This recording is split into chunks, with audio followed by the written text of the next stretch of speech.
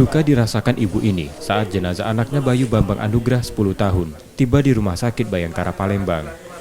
Korban ditemukan tewas tenggelam di kolam galian yang berada di Talang Dabok, Desa Sungai Pengit, Kecamatan Talang Kelapa, Banyuasin, Sumatera Selatan. Awalnya korban dan temannya berenang di kolam galian tersebut. Nahas, korban yang tak bisa berenang tenggelam. Upaya pencarian yang dilakukan keluarga dibantu warga menemukan korban sudah meninggal dunia. Dokter yang melakukan pemeriksaan pada jenazah korban menerangkan, korban tewas tenggelam sudah 4 jam sebelum ditemukan. Jadi tadi kita baru periksa jenazah anak-anak, perkiraan usia masih 10 tahunan. Ya.